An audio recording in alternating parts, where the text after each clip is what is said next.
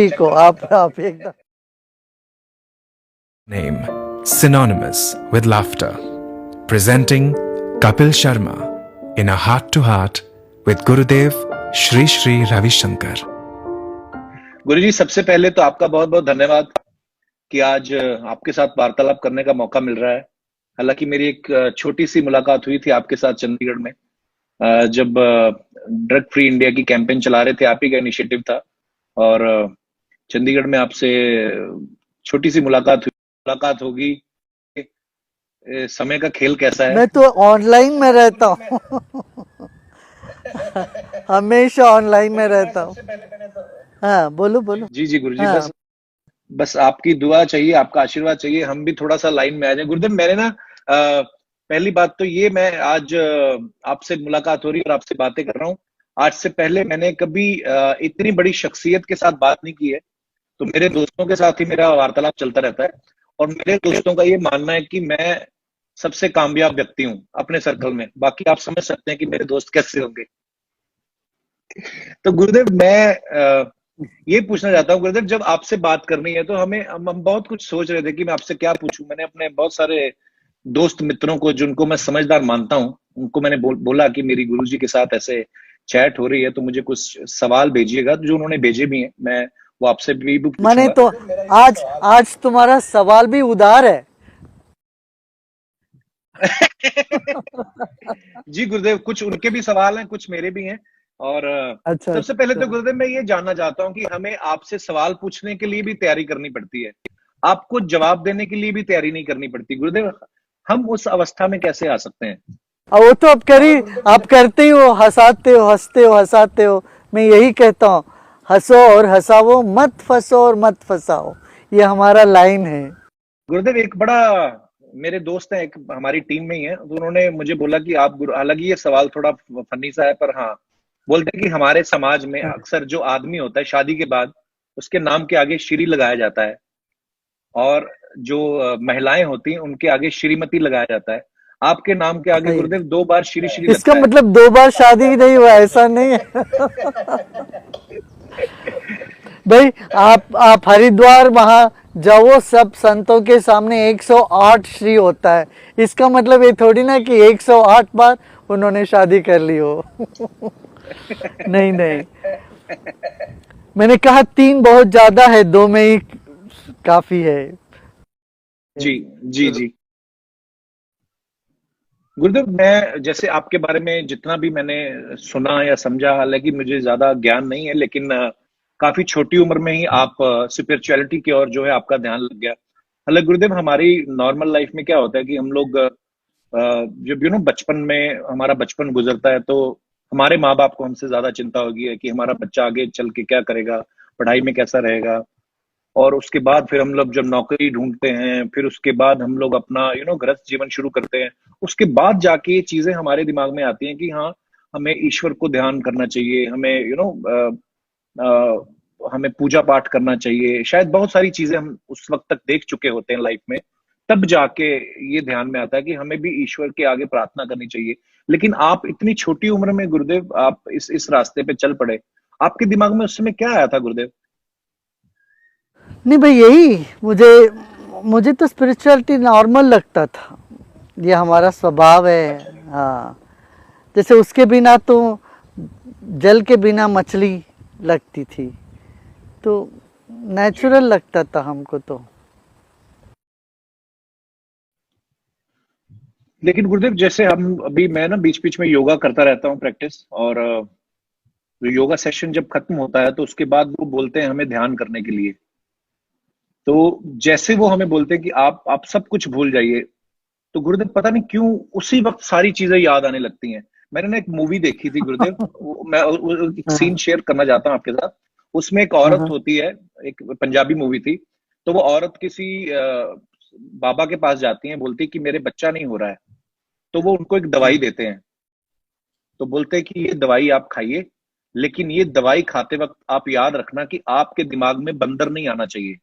हाँ हाँ। और वो जैसे ही औरत वो दवाई खाने लगती है, तो उसको याद आता है कि बाबा जी ने क्या कहा था, बंदर दिमाग में नहीं आना चाहिए। तो बंदर उसी समय दिमाग में आ जाता है। मुझे लगता है ये जो हमारा दिमाग है गुरुदेव, इसको जितना कहा जाए कि ये चीज नहीं सोचनी है, जैसे हम लोग दूसरों को तो ये कह देते हैं कि हमेशा खुश रहना चाहिए, चिंता नहीं करनी चाहिए, लेकिन जब अपने ऊपर आती है तो ये सारी चीजें हम खुद करते हैं। तो ऐसा क्यों होता है गुरुदेव? जो चीजें हम चाहते हैं कि ना हो, वो दिमाग दे- उसी तरह से क्यों लेके जाता देखो है? ये मन का ये प्रिंसिपल ही यही है कपिल। हम जिसको रेजिस्ट करते हैं, जिसको नहीं सोचना सोचते हैं, वही ख्याल आएगा। ध्यान ऐसा नहीं, दूसरा चीजें सोचना नहीं चाहिए। ध्यान में मैं ये कहूंगा कि जो भी ख्याल आते हैं आने दें उसको। सबको जप्पी लगा लें, वो जप्पी जादू की जप्पी हो जाएगी, वो सब गायब ही हो जाएंगे। जितने भी ख्याल, कोई अच्छे ख्याल हो बुरे ख्याल हो, उन सबको आप पंजाबी जप्पी दे दो।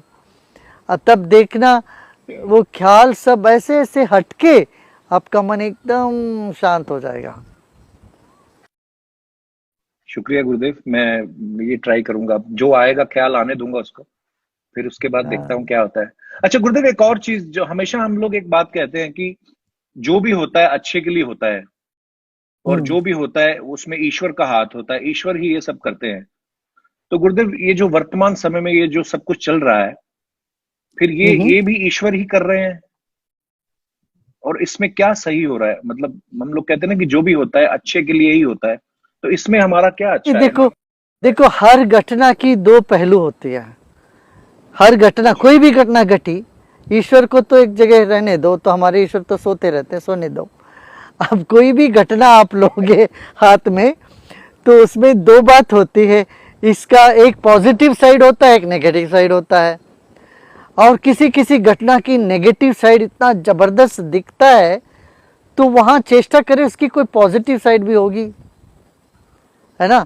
आप देखो, जमुना जी की पानी साफ होगी, गंगा जी की पानी, 30,000 करोड़ रुपया खर्चा किया तब भी नहीं हो पाया। हजारों करोड़ों रुपया में अब गंगा जी का पानी साफ मिलती है। अब चिड़िया आने लगी दिल्ली में, अब चिड़िया आ गई है। तो प्रकृति में कुछ बढ़िया बात हो रही है। अभी मुंबई में डॉल्फिन दिखने लगा लोगों को, कोयल की आवाज सुनी कोयल गुरुदेव की मैंने। आवाज। 14 साल हो गए मुंबई में रहते हुए, पहली बार मैंने कोयल की आवाज सुनी। हाँ, तो प्रकृति में कुछ तो हो रहा है, ये तो अच्छा ही हो रहा है। और दूसरी बात है, इतना भाग दौड़ में हम थे दिन रात। एक मैं मुल्ला नसरुद्दीन की एक कहानी सुनाऊंगा। मुल्ला एक बार घोड़े पे जा रहा था और उसी सड़क पे बार बार घूम के आ रहा था। तो लोगों ने पूछा, अरे मुल्ला यहाँ इतने तुम जाना कहाँ चाहते हो, कहाँ जा रहे हो? तो मुल्ला बोला, मुझे पता नहीं, घोड़े से पूछो। घोड़े मेरे काबू में नहीं है।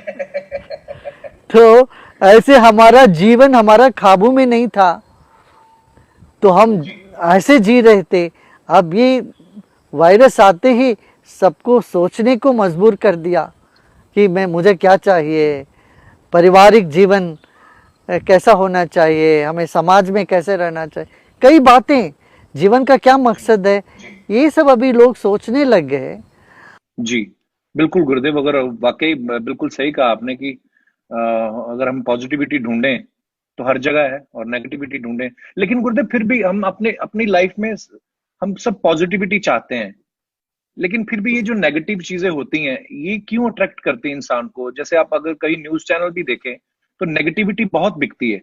हम सब चाहते हैं कि हमारे जीवन में सकारात्मक चीजें हों, फिर ये नकारात्मक चीजें जो होती हैं ये क्यों अट्रैक्ट करती हैं, ये क्यों बिकती ये हैं? यही तो चैलेंज है। नकारात्मकता इतना देखते हैं, यही चैलेंज है। इससे ऊपर उठना है, इससे ये चुनौती है हमारे लिए। अब देखो, बच्चों में ऐसी नहीं वो बात होती है, बच्चों में हमेशा पॉजिटिविटी ज़्यादा होती है। और जब बड़े हो जाते हैं तो हम थोड़ा नेगेटिव की तरफ दिलचस्पी लेने लगते हैं, पर ज़्यादा दिन टिकता नहीं है, बाद में थक जाते हैं। नेगेटिव सुन सुन के लगता है अरे भाई बहुत हो गया। अब देखो, आप कितना न्यूज़ देखते हो? ज़्यादा तो देखते नहीं हो आप ना, थोड़ी देर देखते हो फिर लगता है बंद करो। इसीलिए कपिल की शो लोग पसंद करते हैं। क्यों? ज्यादा नेगेटिव देख देख के उनका दिमाग फिर देखते थे कपिल का हो तो थोड़ी देर देखेंगे भाई, कुछ हंसेंगे, कुछ मस्त रहेंगे। तो ये अंदरूनी ये कुदरती चीज है ना हम लोगों की, खुश रहना, मस्त रहना, लोग उसकी तरफ दौड़ते हैं। या बिल्कुल गुरुदेव, और बिल्कुल जैसे गुरुदेव पॉजिटिविटी की बात कर रहे थे। अच्छा, हमारे देश में क्रिएटिविटी इतनी है गुरुदेव मैं कल देख रहा था न्यूज में ही कि शराब के ठेके खुले गुरुदेव, और इतनी लंबी लंबी कतारें मैंने देखी। मैंने देखा कि अगर कहीं पे कोई खाना बट रहा हो तो शायद इतनी लंबी लाइन और इतनी भीड़ भाड़ नहीं होगी, लेकिन गुरुदेव उन्होंने उसमें भी क्रिएटिविटी ढूंढ ली। शराबी लोगों का ये कहना है कि आप देखिए देश की इकोनॉमी को बढ़ाने में हमारा कितना बड़ा हाथ है, तो उसके ऊपर हाँ। जोक्स बन रहे हैं, लोग व्हाट्सएप कर रहे हैं। तो मैं सोच रहा था कि यार जो लाइन में सीधे खड़े नहीं रह पा रहे हैं, उनका देश की इकोनॉमी को ऊपर उठाने में क्या हाथ हो सकता है। पर हाँ, पॉजिटिविटी निकाल ली गुरुदेव उन्होंने, और क्रिएटिविटी। नहीं, वो बॉटल खरीदने तक लाइन में सीधा खड़े रहते हैं, बॉटल हाथ में लगने के बाद लाइन नहीं चलती उनके। हाँ गुरुदेव, पर मैंने बड़ी बार देखा है जैसे लोग जो शराब का सेवन करते हैं वो कॉन्फिडेंट बड़े हो जाते हैं, और ये अच्छा, कॉन्फिडेंस बिना शराब पिए कैसे आ सकता है गुरुदेव? वो दूसरी तरह की नशे होते हैं ना, मेडिटेशन करने से, ध्यान करने से, या देश के प्रति इतना प्रेम हो जाने से वो आती है ऐसे। फिर हमारे देखो अभी डॉक्टर्स को देखो, हमारे डॉक्टर्स है, हमारे अभी जो कोविड-19 में जो वर्कर्स है, उनमें उत्साह देखो तो सही, कैसा कितना उत्साह है उनमें, पॉजिटिविटी है।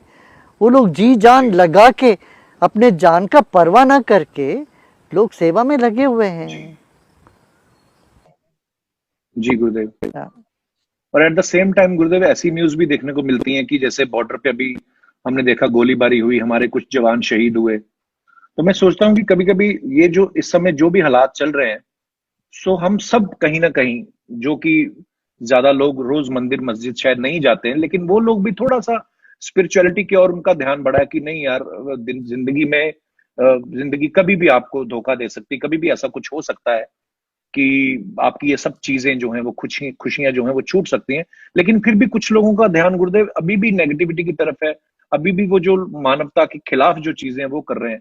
पता नहीं इन लोगों को, ये लोग कब समझेंगे गुरुदेव? इनको कब एहसास होगा कि ये लोग जो कर रहे हैं वो गलत कर रहे हैं? वो लगातार इनको बताते रहना पड़ेगा। क्या ये थोड़ा होश जगाना जो है ना, एक बहुत बड़ा काम है। तो होश जगे लोगों में, सिर्फ जोश में रहने से नहीं बनेगी बात। होश को जगाने वाली कोई ज़्यादा काम नहीं हो रही, यही एक बात है देश में। तो उनको होश आ जाए, देखो हम क्या कर रहे हैं, क्या हो रहा है, हम कैसे इस नकारात्मक चीज़ से निकलें और इसका नतीजा क्या है, इस बारे में सोचने लगे तो वो काम होने लगेगा। इसीलिए तो हम लोगों को सब प्रयत्न रहेगा, इस तरह से हमको कोशिश करते रहना पड़ेगा। आप भी सबको बताते रहे हो, अभी आपने वो ड्रग फ्री इंडिया के बारे में आपने भी बहुत बोला ना उस दिन वहाँ चंडीगढ़ में। तो इससे लोगों को ज़रा होश तो बढ़ जाती है। और ना उसके बाद ना लाखों युवा देश भर में ना पिएंगे, ना ड्रग्स लेंगे, ना लेने देंगे, ये शपथ लिया। और मुझे पूरा यकीन है बहुत लोग फॉलो भी कर रहे हैं उसको। जी जी गुरु जी। और उम्मीद करते हैं गुरु जी, यहाँ बिल्कुल लोग जो हैं वो सही रास्ते पे आए और ये दुनिया जो है और खूबसूरत हो जाए। बहुत खूबसूरत है, भगवान ने पहले ही बनाई। अच्छा गुरुदेव, एक और चीज मन में आती है जब हम कहते हैं कि ईश्वर ने सबको एक समान बनाया है, कि मुझे मेरी जितनी समझ है गुरुदेव, बहुत छोटा है दिमाग का मालिक हूं मैं, लेकिन मुझे फिर ये कभी कभी मैं सोचता हूँ कि जैसे मैं कल एक न्यूज में देख रहा था गुरुदेव, कोई बीवी बच्चों के साथ, 3 बच्चे थे उनके, और वो पैदल अपने गांव की तरफ चले जा रहे थे। फिर मुझे लगता है कि जब ईश्वर ने सबको समान बनाया है तो किसी के पास जरूरत से ज्यादा क्यों है और किसी के पास जितना खाने को चाहिए उतना भी क्यों नहीं है? ऐसा क्यों होता है गुरुदेव? देखो यहाँ ये लेन देन की दुनिया है, किसी के पास है देने के लिए, किसी को लेना भी पड़ेगा, है ना। तो जो जिनके पास है उनको मन भी दिया, इनको दे दो, औरों को दे दो। यदि ईश्वर तो कम्युनिस्ट नहीं है ना भाई, ईश्वर कम्युनिस्ट तो नहीं है सबको एक साथ बना दे। ईश्वर तो डायरेक्टर है मूवी के, तो मूवी में सब तरह की रोल्स होते हैं, हमारे यहाँ पात्र है ना। तो यहाँ हीरो भी होते हैं, विलन भी होते हैं। हम विलन क्यों हैं ये पूछने से क्या करें, ऐसी बहुत सी सवाल है ईश्वर को पूछने के लिए। जी गुरुदेव, हमारे लिए तो ईश्वर आप ही हैं, बिकॉज हम आपसे बिकॉज जितना आपको ज्ञान है, जितना आपने दुनिया को समझा है, जितना आपने ईश्वर को समझा है, तो हम तो आपसे भी सवाल पूछ पा रहे हैं, ये हमारे लिए सौभाग्य की बात है गुरुदेव। और मैं अपने आप को बहुत ही लकी मानता हूँ, और मुझे लगता है कि मैं आपसे इस समय बात कर पा रहा हूँ, ये बहुत बड़ी बात है मेरे लिए। गुरुदेव, जैसे ना मैंने मैंने बहुत सारी चीजों में पर्सनली जो मैं अपनी अगर बात करूं, मैंने बहुत सारी चीजें हैं जो हाँ हाँ। जिनमें मुझे लग रहा है कि मैं कंट्रोल कर पा रहा हूँ शायद। पहले मुझे गुस्सा बहुत आता था गुरुदेव, उसके बाद मेरी शादी हो गई, तो अब अब गुस्सा वो करती है, मैं नहीं करता हूँ, हालांकि प्यार भी बहुत करती है। गुरुदेव, हम हमेशा सुनते आए हैं ना कि मोह माया जो होती है, वो मोह माया का त्याग करना चाहिए। तो गुरुदेव, मेरे घर बेटी ने जन्म लिया है, लक्ष्मी बोलते हैं हम, हमारे कल्चर में ऐसा बोला जाता है कि जो बेटी जन्म लेती है हाँ तो हाँ। लक्ष्मी का रूप होती है। तो गुरुदेव, मुझे मेरा दिल करता रहता है कि मैं उसको देखता रहूं, मुझे बहुत प्यार आता है उस पे। तो ये मोह, अब ये मोह मुझे तो अच्छा लगता है, पर फिर भी कहते हैं कि मोह जो होता है वो गलत होता है। तो ये गुरुदेव गलत है बात या सही है कि नहीं, मुझे मेरी। देखो देखो देखो, ये प्रेम अनुराग अलग होता है, मोह माया अलग होती है। तो ये तो प्रेम तो होना चाहिए, ये सहज है, नहीं होता तो बड़ा मुश्किल। बाप को यदि बेटी को देख के प्रेम नहीं होता, यदि ऐसा नहीं लगता है कि एक अनुराग नहीं जागता, ममता नहीं जागती, तो कुछ गड़बड़ है। तुम सही हो, ठीक हो, ये सब बातें मत सुनो, ये सब ठीक बातें मत सुनो। तो मैं इसलिए चेक करना चाहता था कि मैं नहीं, सही हूं सही या हो, गलत। सही हो, सही हो, सही हो, ठीक हो, बराबर ठीक हो। शादी हुई ना तो 1 साल तो मेरी और मेरी पत्नी की बातें बड़ी होती थी। अब जितनी भी बातें होती है ना, वो सारी बच्चे के सेंट्रिक होती हैं। तो फिर मैं कभी कभी ऐसी चीजें सोचता हूँ गुरुदेव, जो मुझे लगता है कि अच्छा ये बड़ी हो जाएगी, इसकी शादी हो जाएगी, चली जाएगी। हालांकि ये बात की बातें हैं, 20 25 30 साल बाद जब भी होगा, पता नहीं, ऐसे ख्याल आते रहते हैं। हाँ, ये मोह माया, ये मोह माया। 25 साल की बात की चिंता करना मोह माया है, इसको छोड़ना चाहिए। अभी इस वक्त पूरा ध्यान उसको दो। और अनुराग और प्रेम जो है जीवन का एक अंग है, ये होना ही चाहिए। हाँ, तो फिर मैं ठीक हूँ ना गुरुदेव, एकदम मुझे ठीक चेक हो करना आप, एकदम सर्टिफाइड पूरा। अच्छा गुरुदेव, एक चीज और, मैंने जो भी स्पिरिचुअल गुरु होते हैं या अध्यात्म में जो मानते हैं, वो हमेशा ये एक बात कहते हैं, घर गृहस्थी से दूर रहते हैं गुरुदेव वो।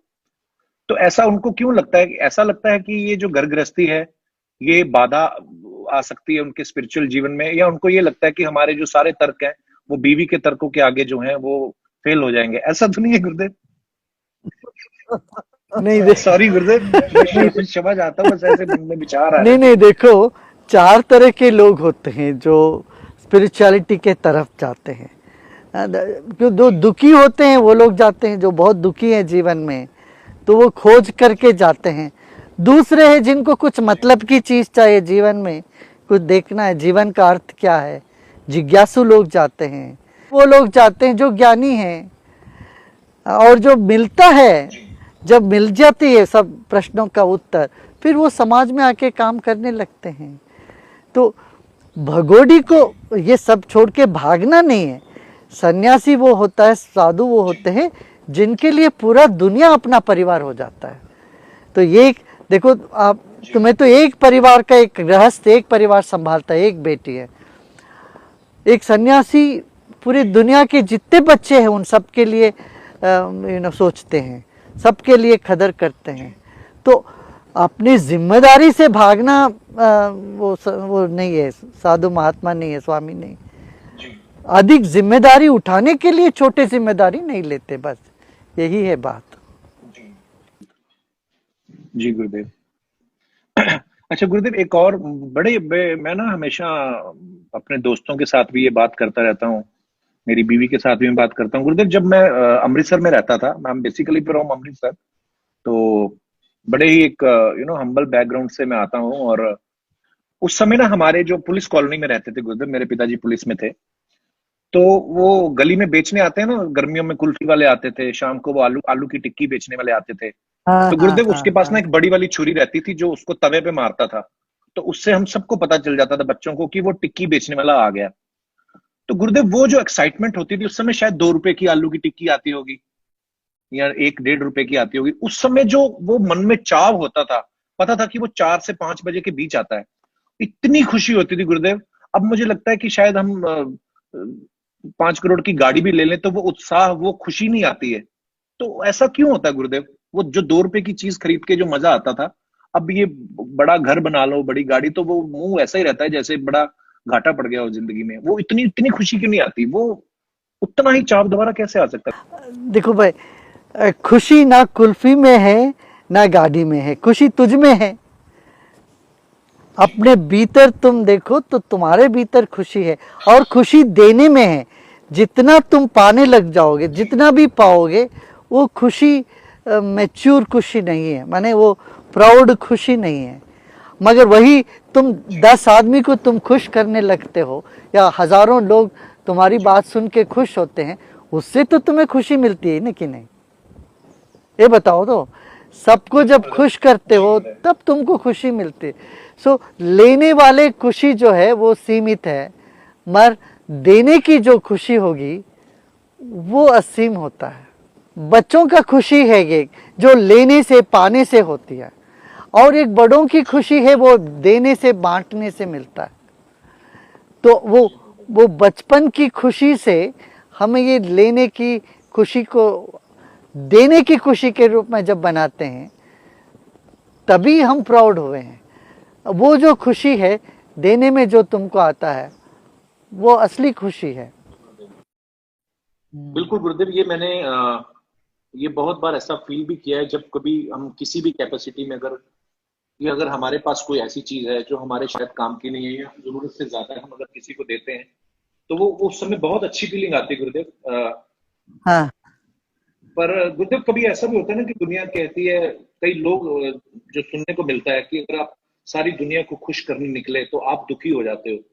तो गुरुदेव ये भी मैंने कहीं ना कहीं अपने आप के खुद के साथ ऐसा फील किया है, जब मुझे लगता है कि अच्छा कोई ये बात बोल रहा है, चलो इसकी बात मान लेते हैं, ये वो बोल रहा है उसकी बात मान लेते हैं। हालांकि अब ऐसा नहीं होता है, बहुत सारी चीजें खुद भी सीख गए हम दुनिया में रहते रहते। पर हाँ, कई बार ऐसा होता है गुरुदेव कि दूसरे को खुश करने के चक्कर में अपने आप को दुखी कर बैठते हैं। हमारी कोई ऐसी इंटेंशन नहीं होती, अपने आप को दुखी करने की भी नहीं होती, लेकिन पता नहीं क्यों ऐसा सही होता है है। गुरुदेव। यहाँ पर ध्यान काम में आएगा, अंतर्मुखी होना काम आएगा। तो अपने में जब अपने केंद्र में हम टिकते हैं, फिर हमारी खुशी जो है वो बड़ा जेन्युइन होता, अंदर से निकलता है। यहाँ पर मोह माया त्याग की बात यहाँ आके टिकती है ना। सबको लेना, सबकी बात सुनना, मगर अपने बात पर टिके रहना, अड़े रहना। हाँ, ये बात है। ये तमिलनाडु की सबसे बड़ा एक हास्य नट है, वडिवेलु कहते हैं। माने लोग इतना उनको मानते हैं कि वो रेशन कार्ड में जो एक नाम लिखा नहीं है, मगर वो घर का आदमी करके वो उसने एक अपना शेयर किया था। वो बोला कि ऐसे वो डॉक्टर के पास गया था, तो डॉक्टर ने उनको कहा कि भाई तुम्हें तो कोई बीमारी नहीं है, तू जाके ये शो सुनो और वो हमको हंसी आ जाएगी, बस सब ठीक हो जाएगा। तो बोले वो हंसाने वाला तो मैं ही हूँ। उसने कहा डॉक्टर को, बोला कि जिसको आप बोल रहे जिसको जाके मिलो वो तो आदमी मैं ही हूँ, मुझे ही इस तरह से दिक्कत हो रही। वो बोला जब से वो मैंने ध्यान करना शुरू किया, वो अंदरूनी जो खुशी है वो मुझे महसूस होने लगा। कहते इसलिए खुशी को बाहर नहीं ढूंढना चाहिए। एक समय आता है जीवन में जब हमें बाहर खुशी ना ढूंढ करके अपने भीतर झांके देखते हैं, तो एक ताजगी, एक प्रसन्नता, खुशी हमारे भीतर ही होता है। हाँ जी गुरुदेव। गुरुदेव जैसे मेरी जो पत्नी है गुरुदेव, मैं बहुत प्यार करता हूँ उससे, क्योंकि वो भी इस समय चैट सुन रही है गुरुदेव। अच्छा, उसको वो मुझसे प्यार भी बहुत करती है, उसको मैं दुनिया का सबसे अच्छा इंसान भी लगता हूँ। कमियां भी गुरुदेव वही मेरे में ढूंढती है भी, वैसी बात नहीं है गुरुदेव। ऐसा कोई मंत्र है कि जिससे मैं, वो जब भी मुझे मिले वो मेरी तारीफ ही करे कि वाह तुमसे बढ़िया कोई नहीं। ऐसा कुछ हो सकता है गुरुदेव?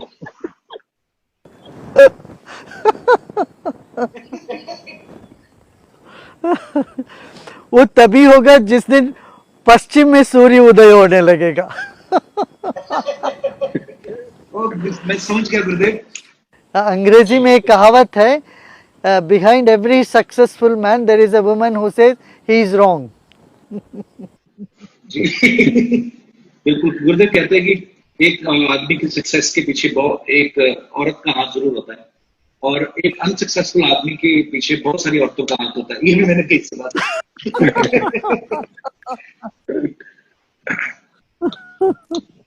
अच्छा गुरुदेव, एक मेरे और दोस्त का एक सवाल था, और उनका ये पूछना था कि सफल जीवन के मायने क्या है, या एक सफल व्यक्ति कौन है? जैसे गुरुदेव, मैं जिस फैमिली से आता हूँ, मेरे मेरे मन में इतना ही था कि मेरे पिताजी पुलिस में हेड कांस्टेबल थे, और मेरे मन में यही था कि हमारी जिंदगी में बहुत सारी ऐसी चीजें थी, जो पिताजी को कैंसर हो गया, मेरी मम्मी का जो रीढ़ की हड्डी का बहुत मेजर ऑपरेशन हुआ था, तो घर में ऐसे हालात हो गए थे कि मुझे उस समय गुरुदेव यही दिखता था कि शायद हमारी लाइफ में जो है वो पैसा ही है जो हमारे हालात ठीक कर सकता है। हालांकि ऐसा नहीं था, पर एक टाइम के बाद गुरुदेव सब ठीक भी हो गया। मैंने अमृतसर में भी अपना घर लिया, मुंबई में भी अपना घर है, सब ईश्वर की कृपा है।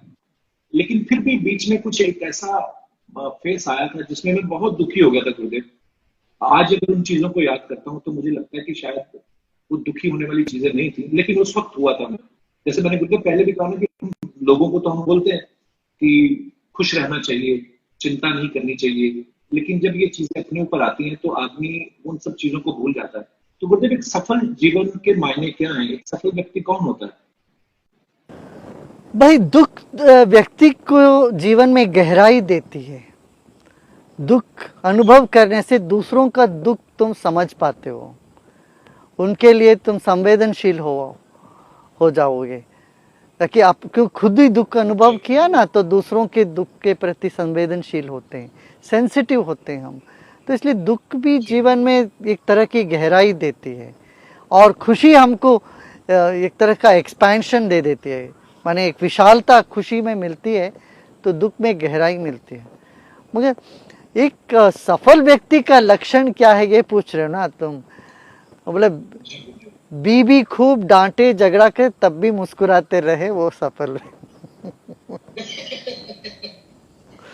नहीं, देख, सब मुस्कुराते, जब सब ठीक चलता मुस्कुराने वाले तो लाखों होंगे, मगर जब सब काम बिगड़े तब भी हिम्मत कोई हारे नहीं, मुस्कुराते रहे, मैं उनको कहूंगा सफल व्यक्ति।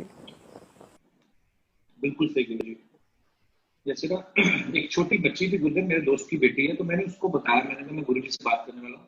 तो उसने बड़ा बच्चों वाला ही सवाल पूछा, लेकिन वो सवाल बड़ा रेलेवेंट है गुरुजी।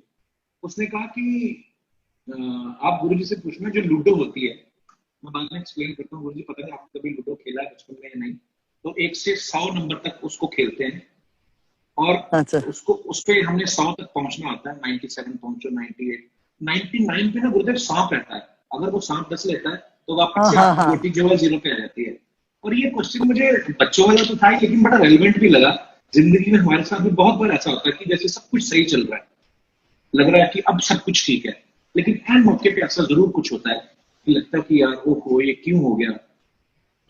जिस समय हम उस चरम सीमा पे होते हैं, हमें लगता है कि अब सब ठीक है।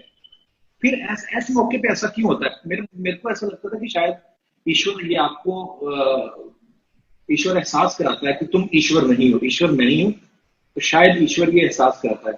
जैसे गुरुदेव, मेरे जब पिताजी का देहांत हुआ, तो उसके बाद मेरी रोजी रोटी चलनी शुरू हुई 2007 में। तो 2004 में मेरे पिताजी का देहांत हुआ, स्वर्गवास हुए। और तो 2007 में जब मैं पैसा थोड़ा बहुत कमाना शुरू कर दिया, कि जैसे सपोज हमारे घर के जो हालात थे और हमारी जो रिक्वायरमेंट थी, सपोज अगर हमारा 20,000 में घर चलता था तो 1 लाख रुपए कमाना शुरू हो गया, तो वो चिंताएं सब ठीक हो गई। फिर मुझे ये लगने लगा कि काश मेरे पिताजी होते, तो ये सब चीजें वो देखते हैं। हालांकि ये मुझे पता है कि ये व्यर्थ है इन बातों को दिमाग में लाना। पर जो मैंने अभी गुरुदेव आपसे पूछा कि कभी कभी जब लगता है कि सब सही चल रहा है, उसी वक्त ऐसा क्यों होता है गुरुदेव? नो, उसी वक्त हमको एक प्रकृति कुदरत याद दिलाती है तुम कंट्रोल में नहीं हो। नहीं तो हमको लगता है हम सब कंट्रोल में हैं, हमने सब कर लिया है। ऐसे ऐसे मौके पर हमको एक विजन मिलता है, अरे मैं नहीं कंट्रोल में हूँ, कोई और शक्ति है, कोई और ताकत है। तो उसको याद करने का वो समय हो जाता है इस वक्त। जी गुरुदेव। अच्छा गुरुदेव, एक बहुत ही पर्सनल सवाल है मेरा मेरा मेरे मेरी जिंदगी को लेकर। बहुत सारे लोग कहते हैं कि सुबह उठना चाहिए। बहुत सारे लोग, क्या मेरी लाइफ में तो अक्षय कुमार है, वो कहते हैं। तो वो बात है, और अल्लाह की उनकी बात सही भी है, सुबह उठते हैं तो बहुत सारे काम हो जाते हैं। लेकिन गुरुदेव, मुझे रात बहुत अच्छी लगती है। मैं रात को जगता हूँ तो मुझे मुझे लगता है कि अब पता नहीं ऐसा क्यों होता है। ये मेरा बिल्कुल पर्सनल क्वेश्चन है गुरुदेव। मैं दुनिया के विपरीत जाके नहीं सोच सकता है, बट रात को जब मेरी शायद सोचने की शक्ति बढ़ जाती है, ऐसा मुझे लगता है गुरुदेव। पर क्या ये सही है गुरुदेव? ऐसा मतलब हाँ हाँ मैं हाँ, रात को जागता हूँ। आप निश्चिंत रहो। किसी किसी को नाइट शिफ्ट अच्छा लगता है, किसी किसी को डे शिफ्ट। तो इसमें नहीं, कोई टेंशन नहीं है। कोई टेंशन नहीं है। मगर जब भी उठते हो, जब भी विश्राम करके उठते हो, उस वक्त थोड़ी देर बैठ के कुछ मनन किया, चिंतन किया, ध्यान किया, 10 मिनट सही। इसको मैं कहता हूँ मेंटल हाइजीन। उठ के तुरंत काम में लग जाना नहीं, उठने के बाद कोई 10 मिनट बैठ के अपने आप को देखा, अपने आप को परखा, ये अच्छा होता है। ये सुबह करे या दोपहर में करे, कभी भी जब भी हमको सुविधा लगे तब करना चाहिए। आत्म मंथन, आत्मचिंतन। हाँ, फिर उससे दिन भर तुम्हारा उत्साह जो है ना बना रहेगा। उससे क्रिएटिविटी, कई लोगों को रात को जागती है, वो ठीक है, ऐसा कोई गलत नहीं है। जी गुरुदेव, मैं ना एक दिन, मैं इंग्लिश मेरी बड़ी वीक है गुरुदेव, तो मैं बहुत कम ही देखता हूँ इंग्लिश चैनल्स। और पर फिर भी अभी काफी सुधर गई है गुरुदेव। तो मैं एक इंग्लिश न्यूज चैनल देख रहा था, तो उसमें बता रहे थे कि चाइना किस तरीके से कंट्रोल कर रहा है, अमेरिका किस तरीके से कंट्रोल कर रहा है, इटली कैसे कर रहा है, उनके डॉक्टर्स कैसे कर रहे हैं। एक जब इंडिया की न्यूज आई तो वो जो इंग्लिश में न्यूज एंकर जो बोल रही थी, वो सुन के मुझे हंसी भी आई और दुख भी हुआ कि हमारी क्या छाप जा रही है वर्ल्ड लेवल पे। वो बोल रही थी, India is controlling corona in a different way. The police is asking people to do squats and pushups on the road. हालांकि उसको ये नहीं पता था कि पुलिस दंड बैठ के निकलवा रही है। तो मतलब ये बात अभी हंसी भी आती है देख के, पर फिर एट द सेम टाइम ये भी लगता है कि यार हमारे लोग हमारे बारे में क्या सोच रहे होंगे। फिर मैं ये भी खुद ही अपने मन से सवाल करता रहता हूँ, खुद ही जवाब देता रहता हूँ। पर एनीवेज गुरुदेव, ये जो डिबेट है ये तो कभी खत्म होने वाली नहीं है। बहुत सारे सवाल है मन में गुरुदेव, लेकिन आपने इतना समय दिया गुरुदेव आज। मैं सच में सौभाग्यशाली हूँ गुरुदेव कि आपसे आज इतनी देर लंबी बातचीत हुई। बस गुरुदेव, एक एक एक लास्ट क्वेश्चन तो नहीं मैं इसको कहूंगा अपनी जिंदगी हाँ का, हाँ लेकिन बहुत सारे हाँ। सवाल है। मैं आश्रम भी आऊंगा आपसे गुरुदेव, कभी समय मिला आपके पास, जब भी मौका मिला। गुरुदेव, लोग कहते हैं ना कि भगवान, जैसे बचपन में हम सुनते थे भगवान तो जी स्वर्ग में रहते हैं, तो हमारे दादा दादी ऊपर देख के कभी प्रे करते थे। कोई कहता है मंदिर में रहते हैं, कोई कहता है व्रत रखो तो भगवान मिलते हैं। गुरुदेव, असल में भगवान का कॉन्सेप्ट क्या है? कुछ लोग कहते हैं नेचर है वही भगवान है, पर सच क्या है गुरुदेव? ईश्वर प्रेम है, वो तुम्हारे दिल में बसा हुआ है। भगवान तुम्हारे दिल में है, प्रेम ही ईश्वर है। अस्ति बाति प्रीति कहते हैं, वो है, वो भासता है और वो प्रेम है। और वैसे तुम देखोगे तो पूरे प्रकृति में ईश्वर ही है। लोग कहते हैं यहाँ खुदा नजर नहीं आता, आप हमसे पूछोगे तो मैं कहूँगा खुदा के सिवा कुछ नजर नहीं आता। क्या बात है, बिल्कुल। ये नजर नजर के ऊपर है, नजर नजर के ऊपर है, बिल्कुल गुरुदेव। और थैंक यू सो मच गुरुदेव, इतनी ज्ञानवर्धक बातें जो आपने बताई। और मैं कोशिश करूंगा कि जो भी आपसे सीखा है, आपसे बातें करके, उसको अपने जीवन में जो है इम्प्लीमेंट करके अपना जिंदगी और खूबसूरत बना सके हम लोग। और जितने भी दर्शक इस समय सुन रहे होंगे, सबको बहुत लाभ मिलेगा गुरुदेव।